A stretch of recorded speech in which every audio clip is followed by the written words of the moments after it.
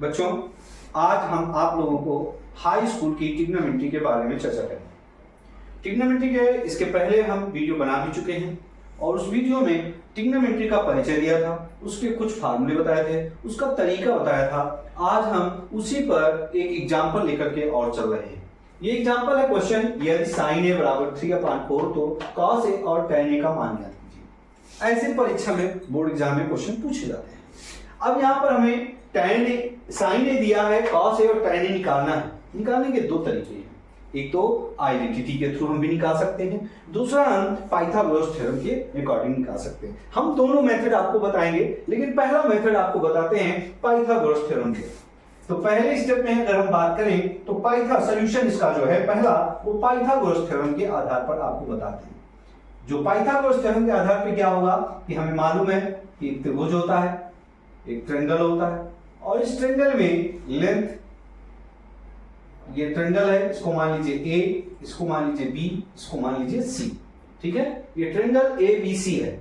इस ट्रायंगल में ये परपेंडिकुलर है, ये बेस है और ये हाइपोटेन्यूज है और ये 90 डिग्री है। यहां पर एंगल सी हम मान लेते हैं ए। एक मिनट, इसको हम चेंज कर लेते हैं, ये सी और इसको ए कर लेते हैं तो आपका थोड़ा सा आसान रहेगा।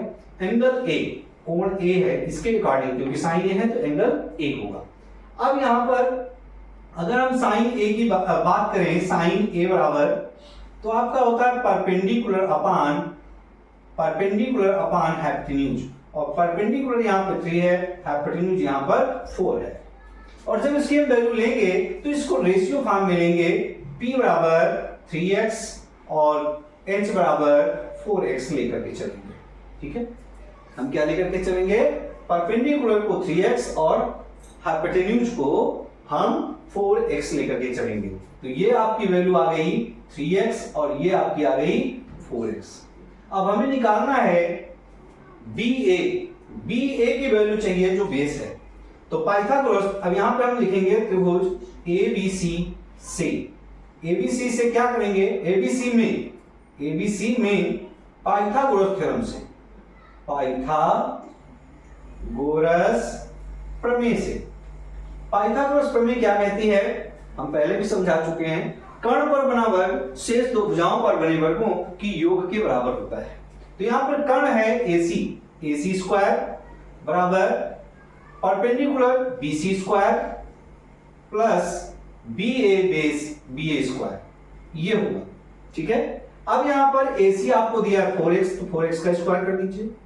BC आपको दिया है 3x का स्क्वायर कर दीजिए, और BA आपको नहीं पता है तो उसको BA स्क्वायर लिख लीजिए। ठीक है, अब यहाँ पे 4 4 16x स्क्वायर और 9x square plus BA square.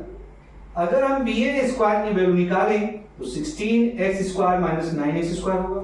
16 में 9 जाएगा तो कितना बचेगा, 7x स्क्वायर।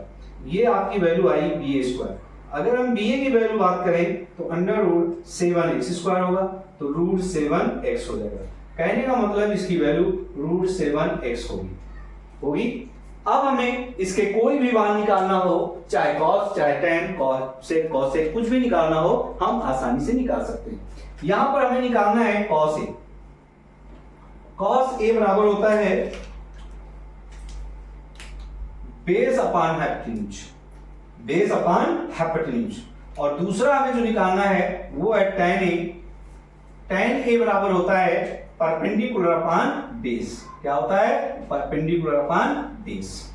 अब बात यहां पे करें, अगर बेस अपान हाइपोटेन्यूज, तो बेस हमने निकाल लिया है, √7x अपान हाइपोटेन्यूज 4x है, तो x से x कट जाएगा, बचेगा आपका √7/4। मतलब cos A की वैल्यू आपने निकाल ली, cos A की वैल्यू कितनी आ गई, आपकी आ गई √7/4। अब हम यहाँ पे क्या करते हैं कि tan A बराबर परपेंडिकुलर अपान बेस होता है। अब परपेंडिकुलर यहाँ पे क्या है, परपेंडिकुलर है 3x और बेस क्या है यहाँ पर √7x, तो हम इसको लिख लेते हैं 3x अपान √7x। यहाँ पे भी x और x कट जाएगा तो बचेगा आपका 3/√7, और जो ये 3/√7 है यही आपका tan A है। क्या वैल्यू आ गई, tan A की वैल्यू।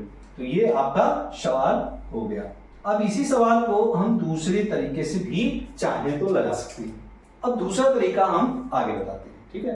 हम इसके दूसरे तरीके की चर्चा करते हैं। दूसरा तरीका आइडेंटिटी फॉर्म में होता है। यहाँ पर साइन ए की वैल्यू दी गई है, हमें cos ए और tan ए की वैल्यू चाहिए।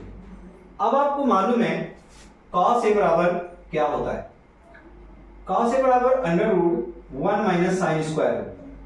ये कहां से आया, आपको मालूम है कि sine square A plus cos square A is equal to 1 होता है, और यहां से जब हम cos square A is equal to 1 minus sine square A लिखते हैं और स्क्वायर हटा दें तो हम अंडर रूट में लिख लेंगे, ठीक। तो यहां पर इसकी हम वैल्यू वही निकालेंगे।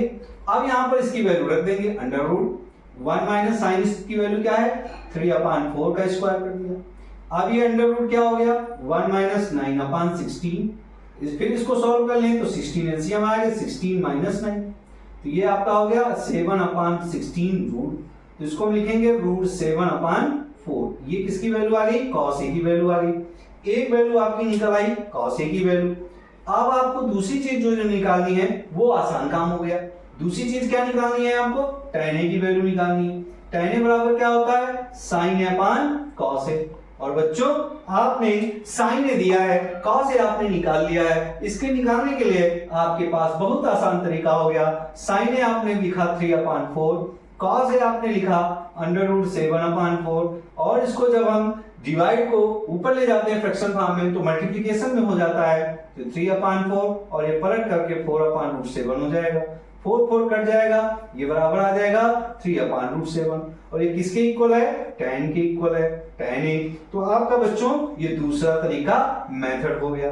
आपने इस सवाल को दोनों मेथड में से किसी भी मेथड से एग्जाम में कर सकते हो, और हमारे अनुसार अगर आपको आइडेंटिटी तैयार है तो इस मेथड में आप बहुत आसानी से सवाल को कर सकते हो और आप परीक्षा में अच्छे अंक पा सकते हो, ठीक है।